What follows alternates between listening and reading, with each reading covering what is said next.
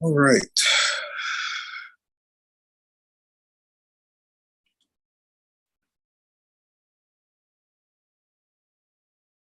All right. So I'm just trying to confirm. I mean, I'm assuming that looks okay. I'm gonna let that be for audio. Let me just check this one more again before.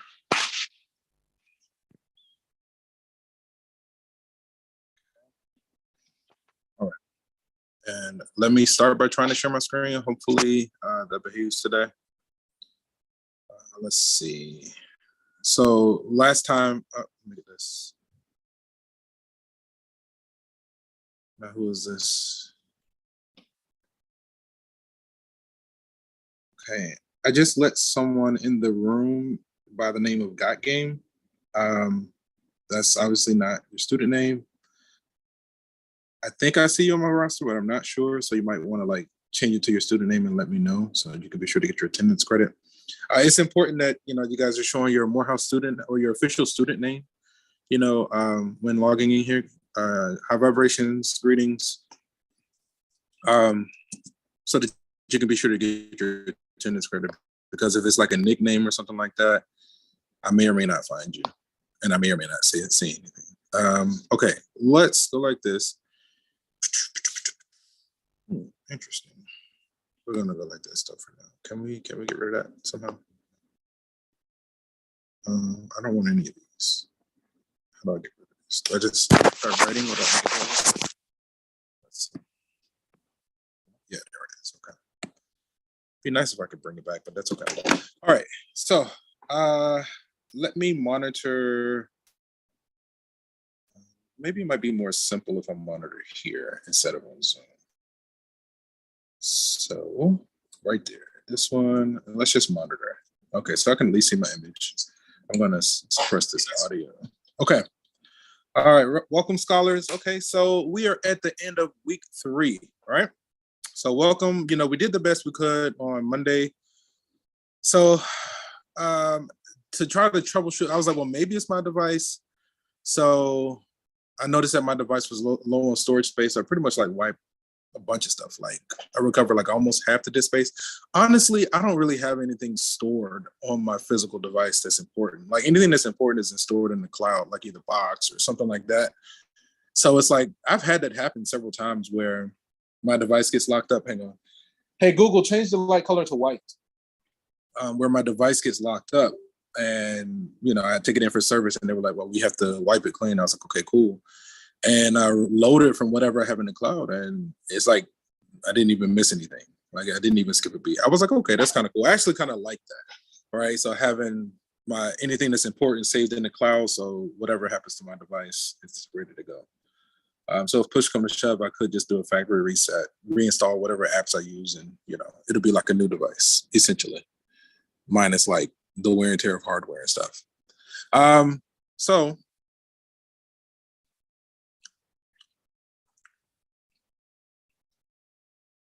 give me just a moment. All right. So with that, with this being the end of week 3, you know what that means that we can anticipate this weekend. Drum roll, please. Right? You know what that means. You can anticipate exam 1. All right. It should become available this upcoming Sunday at 11 a.m.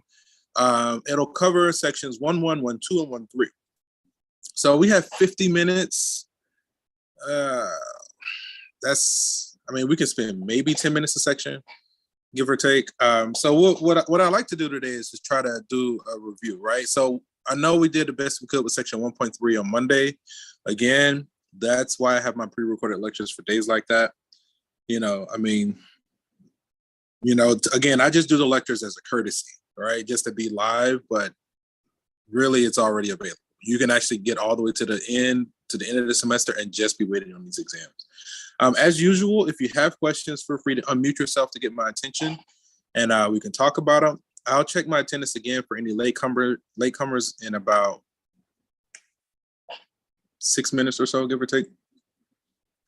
Trying to think. Oh, and so also with this class, hopefully everybody has started on your lab work as well. Again, that portion is run by Dr. Lamar through Alex. So if you haven't connected with her, just let me know. Because basically what's going to happen is she's going to give me a grade for all of the students that's required to be in lab. She's going to give me a grade at the midterm and a grade at the final. At those two different instances, whatever grade she gives me for each student, I'm going to take it and I'm going to scale it to 10% of your overall grade, right? Okay. So with that, again, hopefully, you know, Zoom. I really think it's Zoom. I don't really think it was my device. But like I said, I tried to troubleshoot it. This is actually my first run to see if it's like working since the troubleshooting. And so far, it's been holding the image. But again, Zoom just is like that sometimes, you know. And again, if you study astrology at all, again, this is just me being me. It has nothing to do with like anything official or anything. But they always be like, oh, in Mercury retrograde. And I literally just got finished watching a clip right now. A friend sent me. This guy was talking about why you might feel really tired even after 8 hours of sleep. And at one point he was like, yeah, for the month of August, we have a total of 6 retrogrades. I was like, yeah, I know. I could tell because the technology was going crazy. It's so like magical and funny. It's like a cosmic joke that like, you know, spirits and anyway, forget all that. That's neither here nor there. It's really interesting though. So let's hop over to my math lab, right? So again, we really have about 10 minutes per section that we can work on just in this given time. If you guys want more time, obviously attend office hours. My office hours are easy for you all because unless it's a timing class or whatever. My office hours are right after this class for a couple of hours from 10 to noon. Honestly, as long as we're kind of going and I still got energy, you know, it doesn't really have to end there. But, you know, if you have more questions from this stuff, we can do it there. If you do have questions from the homework, you can actually bring it up during class. Because again, we actually have time because I have those pre-recorded lectures. We have time during class to go through content and things that's on my math lab, right? So I think I'm going to work backwards. I started to start with the beginning, but I think I'm going to work backwards, right? And keep in mind that mathematics by default is cumulative. I could ask something from like from the end, but it's based on the stuff that we've been talking about all the while. So whether I ask something exclusively from the beginning or not, just keep in mind that in general, mathematics exams are cumulative by default. So let's actually start with section 1.3, the section that we were trying to do on Monday. Hopefully you all were able to watch that pre-recorded lecture, take notes as if you're in class. Again, you are responsible for that. Because again, most of the learning is done on your own. Let me see. Hey Google, give me a random number between 1 and 21. 5. Okay, so let's do question 5. All right, just having some fun, right? I'm a big proponent of, you know, trying to find a way to enjoy doing what you have to do as much as possible. Let me see if I go like this, and I think I can do like this. Zoom in a little bit so you guys can see this. Boom. I think that's the max, right? That is not the max, but let's go back one more. That looks good like that. Uh-oh. Yeah, it looks like it's still pushing. Maybe it's just a delay there. Yeah, okay. So this question number 5, it says, determine whether the following equation defines y as a function of x, all right? Okay, so I low-key want to do this. I guess I need to just go ahead and open this up. Let me check one more again. Total improper grammar. Yep, I do have 2. Let me get those students. So they're going to be here. Nice. Let's see. One's there and one's there. Okay, so we're going to go with that. I'm going to open up Zoom here. And so let's get our reactions ready to go in Zoom. All right. So basically, the first reaction is going to be a yes. The second reaction is going to be a no. But let me join really quick. That is correct. Join. Hopefully, it doesn't make it go haywire. No audio. Stay as a participant. Got it. Cool. That looks good. Okay. Just do not mess my stuff up. Let me check the chats. Cool, I got you. And that's what I thought it was. Cool. So that's the person I did give credit to. So, you know, that would have been a cluster F if if I had got that name wrong. But I didn't want to put you on blast. Okay. So right here. All right. So let's see. So in the Zoom, panel or whatever, in the reaction section, we have we have the clappy hands, we have the thumbs up. I usually like to kind of go in order, right? So if you feel like the answer to this question is a yes, let's do clappy hands. If you feel like it's a no, we're going to do the thumbs up, right? So the first one is a yes, the second one is a no, right?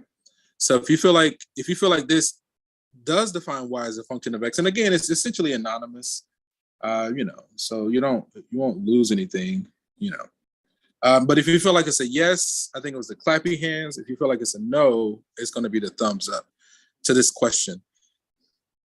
And it wouldn't hurt to guess either, even if you had to guess, right? Or is there any brave soul that's willing to come on the line that's confident and explain this one to us? And while I kind of buy some time, right? Suppose you're going through the homework in this, right? You're trying to determine if y is a function of x, and you're just stuck. You're not really sure, right? So let's do a showcase. Let's let this be a low-key showcase for my math lab, right? So on your own, in the bottom left-hand corner, you see where it says get more help. If we click on that, right? We have all of these beautiful options that pop up, right? Now, to help me solve this, let me zoom out some. This one, because when I'm zoomed in, it kind of goes a little bit haywire. Let's see, this, back, nice, okay. So to help me solve this, I don't really recommend that option. It just is not the most user friendly. Like I don't know. It's weird. My experience was like, just don't use that one. But the viewing example is an extremely powerful tool. That one is attached to nearly all of the homework questions. And basically what it does is it gives an explanation on how to approach that problem, right? So if you're stuck on a question, you got support right there. We're going to use that in just a moment. This one also comes with a video, explanation, right? So sometimes the animations give you another perspective. It comes with a link directly into the e-textbook, right? You see where it says textbook, you click on that. You might have to install an app or something, but that's a copy of the textbook and it'll take you straight to that section. So you can actually kind of read through that section and look at like other examples corresponding to these concepts. Now, once you've done all you can on your own, along with the viewing example, you've done what you can with your classmates and you've done what you can with tutors. And if none of that works, then that's the best time to use the Ask My Instructor. You could use the Ask My Instructor off the rip, but my experience has been that when students use the Ask My Instructor off the rip without doing that other stuff, when I explain it to them, it just goes right over the head. They'd be like, standing there in a daze like Shang Tsung, Mortal Kombat, finish him. That you can see it. Like it's clear that that's what the students, they don't get it, right? But when the students have done all that other stuff that I suggested first, and then I give the exact same explanation, you can see the light bulb go off. It's like, oh, they're like, oh, I see what I was doing wrong. I forgot to do so and so, and then I get it now. Like it's a totally different experience, right? So that's the only reason that I suggest that order, right? Okay, so let's use the viewing example, right? So let's pretend like we're on our own, we're stuck. I still haven't seen any reactions, right? I'm still kind of watching. I don't see any people, but that's okay. Again, we're gonna I think it was the thumbs up was if we think it's a yes, and we're no. The clappy hands is if we think it's a yes, and the thumbs up is if we think it's a no. Let's click on the viewing example, right? Let's click on the viewing example. Let me try to zoom in here a little bit. Is that okay? Are you gonna work? No? Okay, that's decent. Okay, so view an example. It says 2 parts remaining, right? It says determine whether this the following equation defines y as a function of x. This equation is already solved for y in terms of x. So before we go through this explanation, I'm going to give mine. So what I see here is a square root function. Generally speaking, the image of the square root function is the top half of a sideways parabola. So if we took a parabola, turned it on its side, and cut it in half horizontally, generally speaking, square root function is the top half of a sideways parabola, right? So with this one, with that +5 on the inside, we're going to see later on when we talk about transformation of functions, how that moves it to the left, right? It moves it to the left by 25 units, right? So instead of starting at the origin, this is going to be the top half of a sideways parabola that we move left 25 units, right? So in either case, if all we have is the top half of a sideways parabola, is that an image that would pass or fail the vertical line test, right? If we have the top half of a sideways parabola in either of those cases, either at the origin or left 25 units, that image should pass the vertical line test, which means that y is indeed a function of x, right? So I would go with that this is, yes, a function of x. Also, another way you could have done this on your own is basically make a table of points. Choose several values of x, plot the corresponding y. It would just help if you knew that it started at x equals negative 25, right? It would help, but you could also put this in like a graphing calculator, or you could put it in a graphing utility like Desmos or GeoGebra. Look at the image, see if it passes or fails a vertical line test, right? So let's see what the text says. It says this equation is already solved for y in terms of x. Therefore, to determine whether this defines y as a function of x, substitute a few values for x in the equation for y and solve. If two or more values of y can be obtained for any given x, then the equation is not a function. So their suggestion is to basically do a guess and check or a plug and chug, right? A guess and check kind of thing, right? For any value of x, only one value of y results. So no matter what value of x you choose that's in the domain, there's only one corresponding y. Therefore, this equation is a function, right? So we kind of just talked about maybe 3 or 4 different techniques. One was we put it in a graphing utility and looked at the graph. Again, later on, we're going to explore transformation of functions. Like looking at that, I can tell you the image without plugging stuff in, right? And you're going to be able to do that too by the end of this course, idealistically, right? So again, this one should be the top half of a sideways parabola that's moved left 18 units. That image is going to pass the vertical line test. So we're going to say, yes, this defines as a function. Let's do the final check, right? This is why I wanted to start with section 1.3. Let's do another, right? Just because this is the latest thing that we were talking about. I know we had a little bit of a challenge on, is there a way I can see all of these? That would be nice. Let me see. How do I get back? I don't want to affect that. I guess okay, that'll work. That's fine. Let me see. Check one other thing. No, I don't want to. Oh, there it is. That's exactly what I want. Yes. Okay, cool. Let me see. Hey, Google, give me a random number from 1 to 21. 5. Hey, Google, give me another number. Hey, Google, give me another number. Let me try one more time. Hey, Google, give me a random number from 1 to 21, excluding 5. Sorry, I didn't understand. All right, let me try one more time. Hey, Google, give me a random number from 1 to 21. I swear, she says 5 again. 10. Thank you. It's like, do not say 5 again. All right, I guess if she does that next time, if she repeats a number, then I'll just take whatever the next number is, the next available number. So, all right, so let's go with 10. Let's look at 10.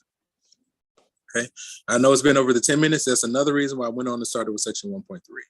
Find the domain. Okay, any brave soul, is there any brave soul that can explain the domain here? Either you don't necessarily have to give me the answer, but just like kind of any information you have about this. Like what kind of function is this? How do we, can you explain it?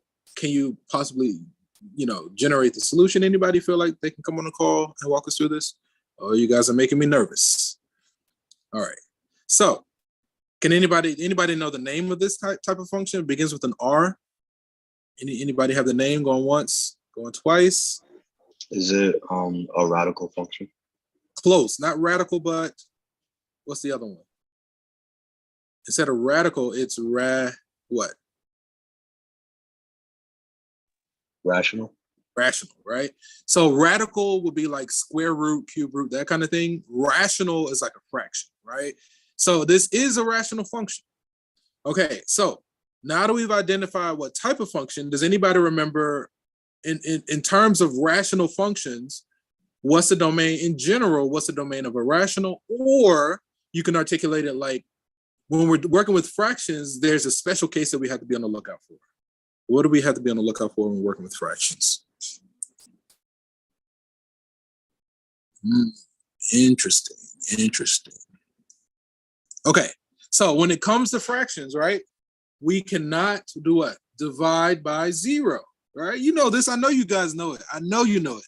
I know you know it, right? I know you know this stuff. For whatever reason, you're nervous, but that's okay. So whenever it comes to rational functions, we cannot divide by 0. So in other words, we have to throw out any x that makes the denominator 0. Long story short, the domain of a rational function is all reals except any x that makes the denominator 0. So with this, we need to find those values of x that makes the denominator 0. Can anybody tell me what value or values of x makes the denominator 0 here? I'll give you, oh no, I dropped one, let it go. It's on the run. I'll give you while I eat my grapes. I'll give you the time while I eat my grapes.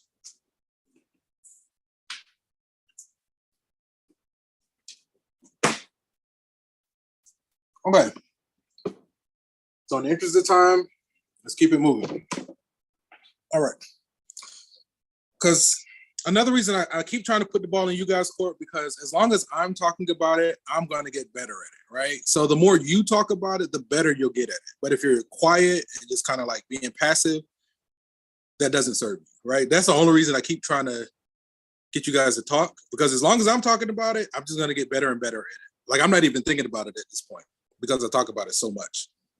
So I'm just trying to give you an opportunity to talk so that you can get better at it. Right? Because if you wait until, the thing that we're really trying to avoid is, we got to be careful here, because it's very easy. Sorry, I try not to use the word very, but it's easy to get lax, right? And to be passive. And then what might happen is you might find yourself in a testing environment. And if you haven't been active with this thing, you're going to be wasting your time.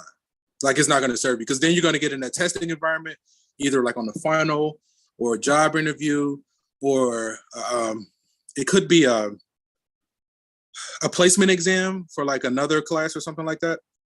And you took this course, but then if you don't really know it, then you would have wasted your time. And that's what I'm really trying to avoid as much as possible. So here, if we set the denominator equal to 0 and solve, you could either factor, right? So this is a special factoring case, whereas difference of squares, this factors into x minus 6 times x plus 6, or another technique is you can add the 36 to both sides, right? You'll say x squared equals 36. You take the square root on both sides.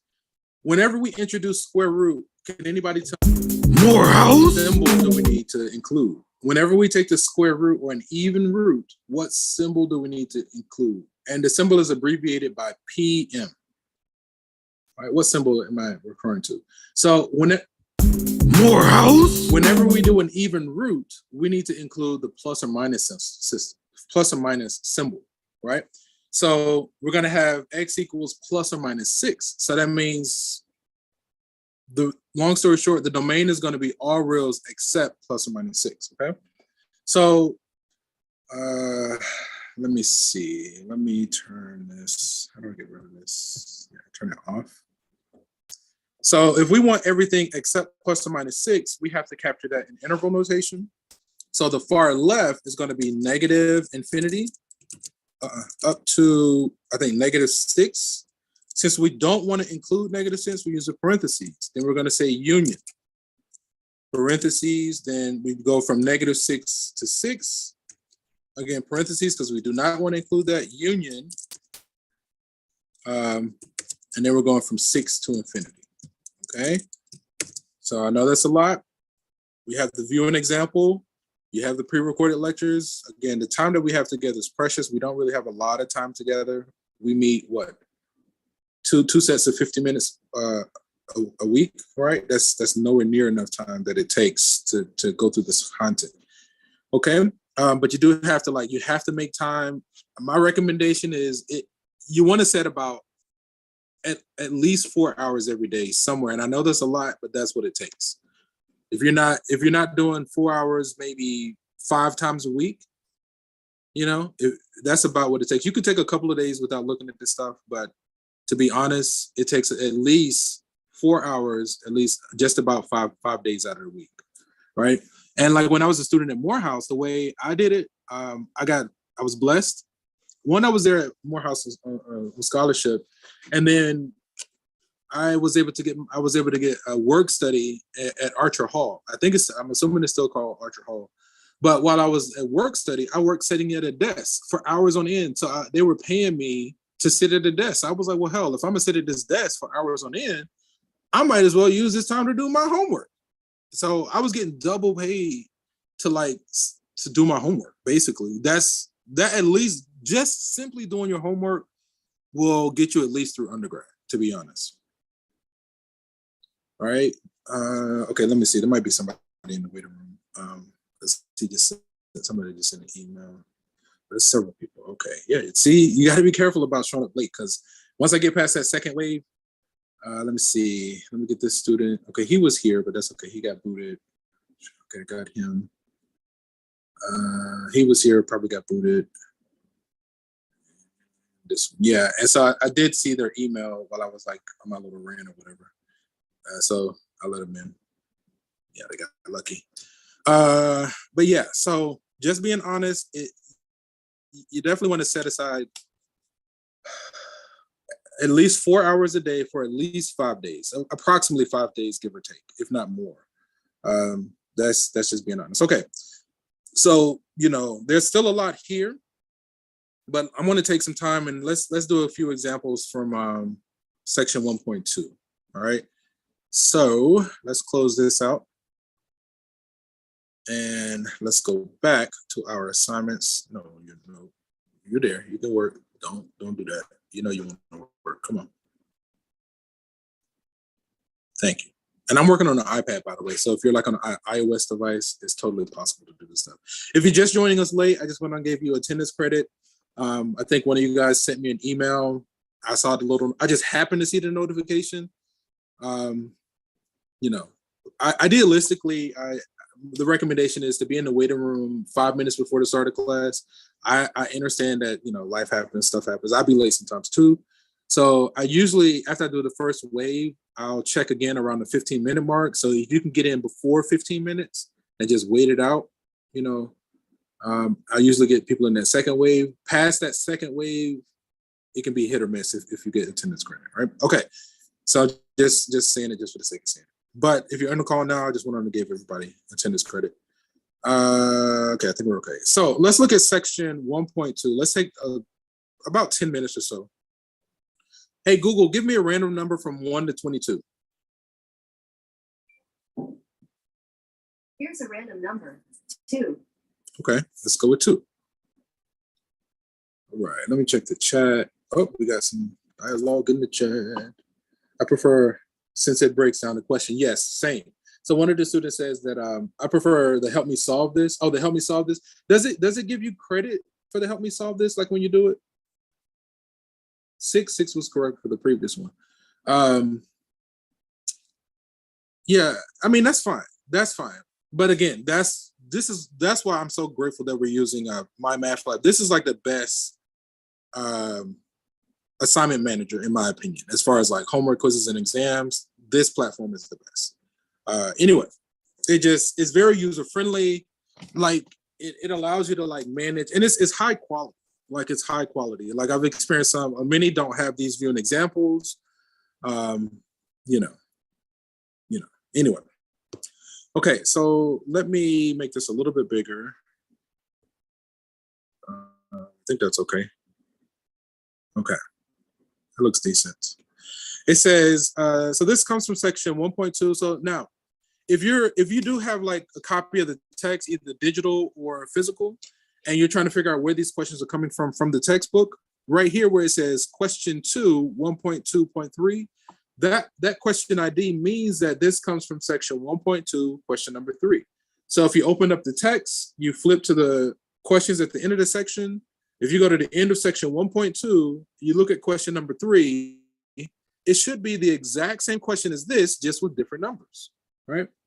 When I was a student, it dawned on me that the exam was the exact same thing as the homework, just with different numbers. Like that's what it was for most of undergrad. Now through grad school, they go way harder than that. But that technique at least will get you through undergrad. Like if you do the homework, most professors' exams are the exact same as the homework, just with different numbers. So if you haven't done the homework and you got into a testing environment, you're going to be like, what is this? But if you've done the homework and you get in a testing environment, you're like, oh, I was just doing this the past few nights. This is the same thing, right? I could do this like the back of my hand. You know, that's what happens. Like that's essentially what happens. Okay, let's look at this. So we're asked to find the slope of the line if it exists. Find the slope, right? So slope is the rise over the run, right? Which is the change in y over the change in x. So we can say like what, y2 minus y1 over x2 minus x1. So let's see, that's going to be what? 1 minus a -3, which becomes what? 4. And then the x is what? 0 minus 6, which is -6. So then 4 divided by -6 is a -2/3. Simplify your answer, type an integer or a fraction. So we got a -2/3. All right, I'm just going to go with it for the sake of time. So I'm going to hit enter. All right, now notice I didn't write it out. Again, if you have questions, feel free to either unmute yourself or type in the chat. We only have like 10 minutes remaining together. Let's do another question. And in the chat, what number do you think Google is going to choose between 1 and 22, right? Just real quick, what number do you think, right? Before I ask. Going once, going twice, just give you a second to submit a result. All right. Hey, Google, give me a random number between 1 and 22. Let's see, 15. Ooh, okay, so 15, okay.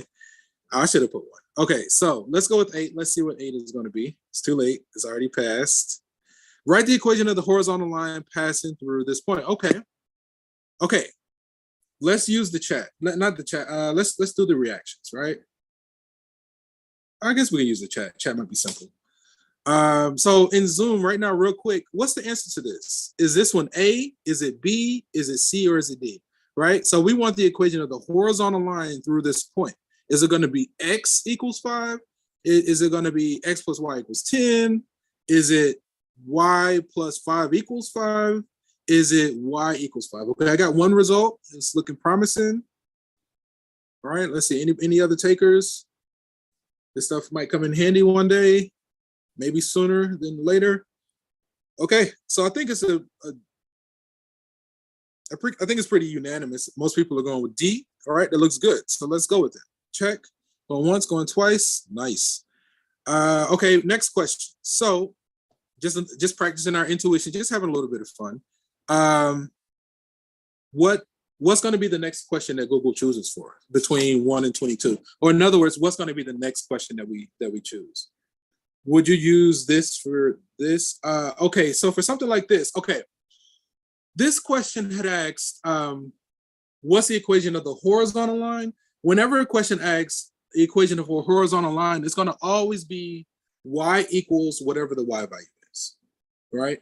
Because a horizontal line always takes on the form y equals some number. So since this was passing through the point 5, 5, it's going to be y equals 5 or whatever that. I think it was y equals 5.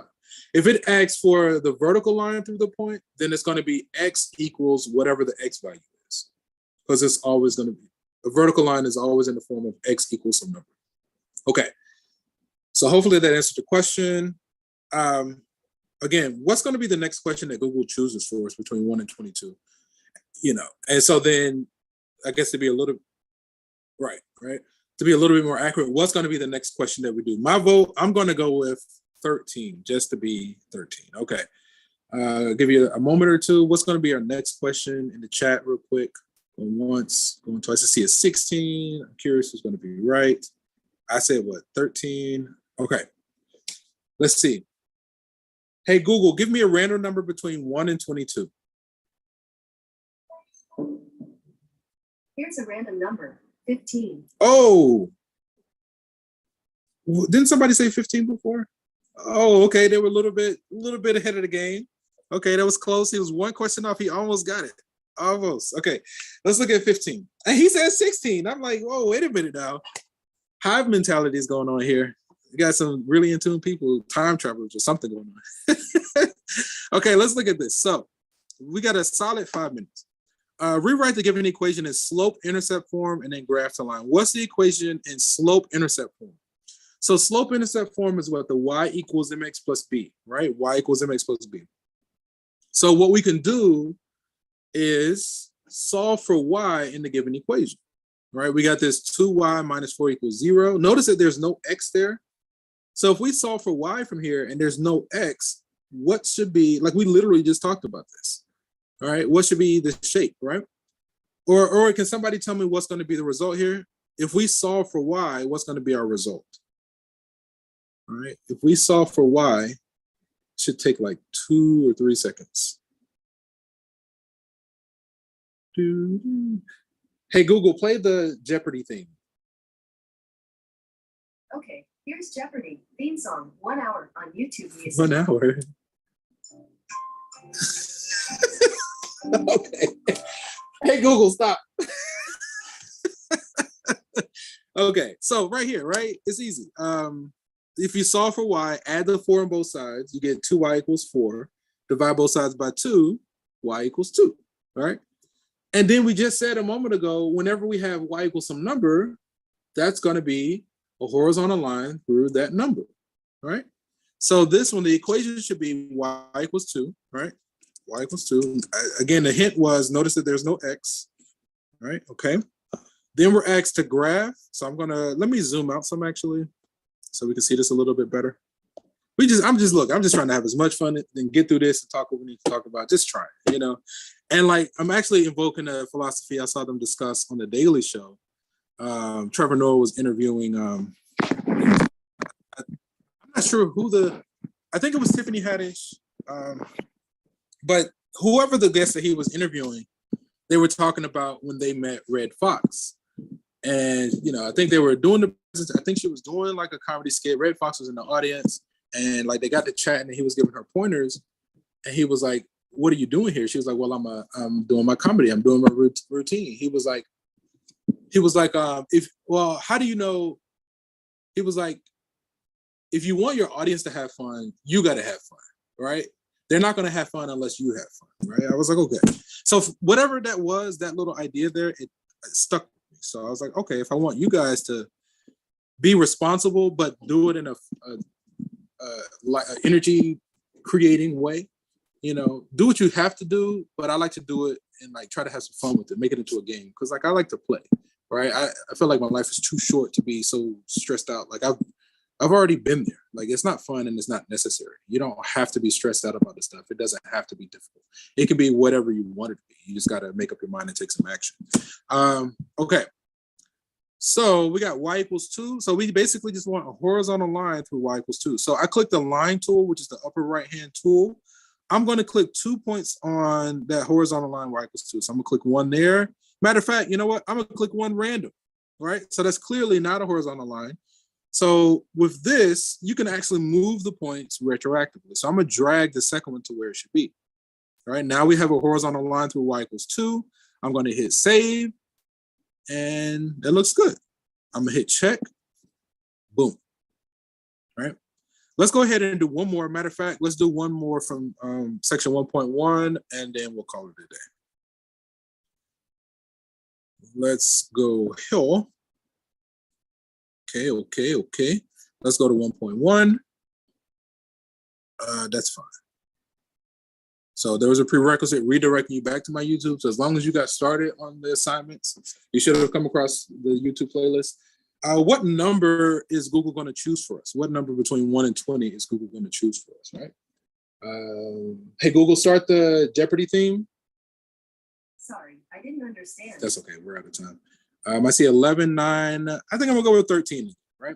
Hey, Google, give me a random number between 1 and 20. 15. 15. What is her with? What's up with her and 15? Are these numbers truly random? So that's actually a study in mathematics to prove whether a string of numbers is random or not. And one of the theories is that humans, in and of ourselves, we cannot produce random numbers by ourselves. Like we have to use some kind of technology, because if we start generating a string of numbers, it can be shown that it's not really random. Like we still have some sense of a pattern or whatever. that's one of the actual topics in mathematics. But we pretty much out of time. Determine the center and the radius of the circle described by this equation. So again, this is something that would have popped up towards the end of 1.1. You would have to use my pre-recorded lecture to get there, and you would have come across this. So this is in the form x minus h squared plus y minus k squared equals r squared. So we need to rewrite these so that they're x minus some number. So the y is already minus a number. So the center, it looks like it's going to be -5, 1. So I'm going to do parentheses, -5, 1. If that's not clear, again, you do have to help me solve this. You have to view an example. You might, let me see, let me make sure I got it right. It's probably a good idea to watch that pre-recorded lecture. And then the radius, again, that 4 is going to be r squared. So the square root of 4 is going to be 2. So I'm going to submit 2 and go with that. Okay. So I do talk about that in my pre-recorded lecture, and that actually brings us to the end. So we didn't need to write anything. Are there any burning questions? Let me check my chat one more time. I mean, my waiting room to see if we got any like stragglers. Let's see. Okay, let me get them. We got lucky today. I'm in a good mood. I'll give them credit. Even though I probably shouldn't, but I did. I think I was monitoring the chat. Yes. Yeah, you're good. Yes, Hello? go ahead. Yeah. Yes, I have an issue with question 21.3.6261. I sent an email through Pearson yesterday. Yeah, I just hadn't had a chance to stop yet. We can pull it up right now. Just in the interest of time. Did anybody have any other burning questions before I let everybody go? Going once, going twice. Okay, so if you don't have burning questions, you're free to go. I'm actually gonna go ahead and respond to this Ask My Instructor because he did send that, and I did want to make a video. I just never. I kept getting pulled in multiple directions. Let me pull it up right now. I did see that. Is this Mr. Fisher? Yes, sir. Pulling up right now. How would I go about solving this? Okay, so we're gonna make this part the closing part of today's presentation. If I can get it to behave properly. It says the perimeter, let me see, can I zoom in? Let me open this in Safari. Can I open this in Safari? I guess we can just copy it. That'll work too. Here, new tab. Let me paste and go. Looking good, come on. Okay, and then let's zoom in some. Yeah, there we go. Looking good. Let's turn it this way. Oh, zoom out.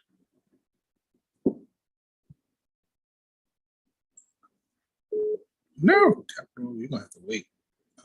Send a voice. Where'd it go? This one. Yes, let's zoom out. Okay, let's turn it this way. That's looking better. We're gonna zoom in a little bit more. Okay, zoom out. I'm just trying to get a decent image, and then okay, that looks good. All right. Let's copy and delete, and we're going to paste the image right here. Hopefully, looking good. So basically, again, if you don't have questions, you're not obligated to stay. The class is officially over. I'm just responding to this Ask My Instructor. Come on. Get it to paste. Have a blessed day. Well, let's try this.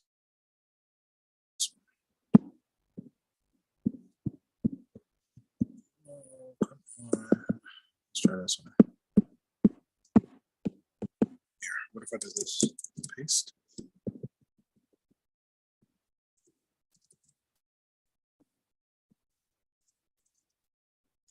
It's not right.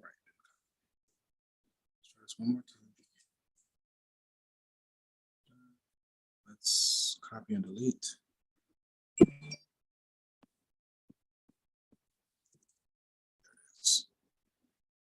There we go. Okay.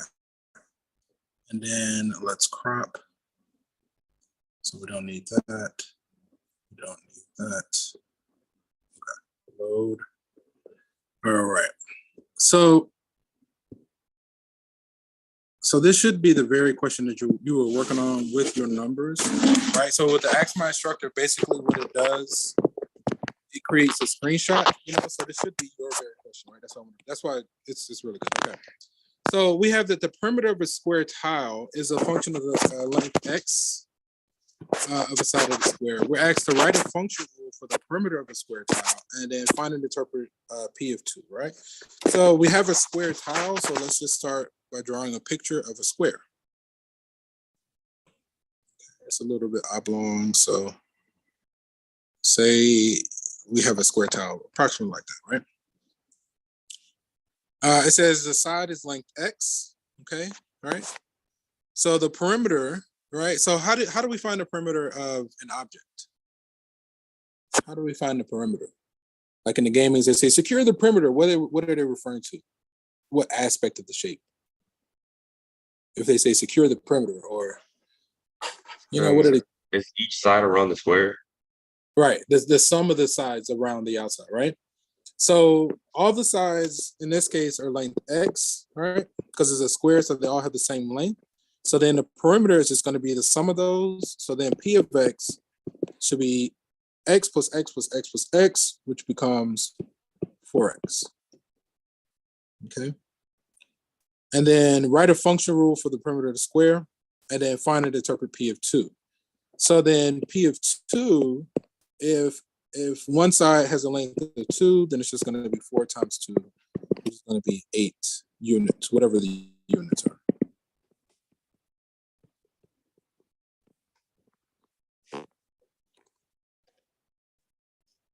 Okay, so that should be those components. So I think with what you submitted, you may have put 8. First, they wanted the 4x first, and then they wanted the 8 in the second part. So I think that may be what happened with yours. And also with, I think with all the assignments, we get unlimited attempts. So, if you want to recover the points, you're welcome to do it again, and you can keep it moving. Okay, are there any other burning questions, gentlemen? Going once, going twice? Okay. So if there aren't any other burning questions, we're going to go ahead and end the session here. You guys are awesome. We'll meet next week, same time, same place. Again, you can anticipate exam 1 to become available this upcoming Sunday at 11:11 a.m. For the first 7 days, you can earn up to 100%. All right. Past the due date, the highest you can earn is a 90 on any question submitted past the due date. Okay. And if there aren't any burning questions, we're going to end the session here. And from one beautiful mind to another, guys, have a great weekend. Peace. Yes. So the answer is just 4x. P of x equals 4x. Yeah, it's a 2-part question, right? So the first question says write a rule for the perimeter, and that one should just be 4x, right? Okay. And the second one, interpret when x is 2, the output should be 8. So it's 2 answers you got. What I'm looking at, does it make sense? Yes, sir. Okay, yeah. All right. Any other questions, gentlemen? All right.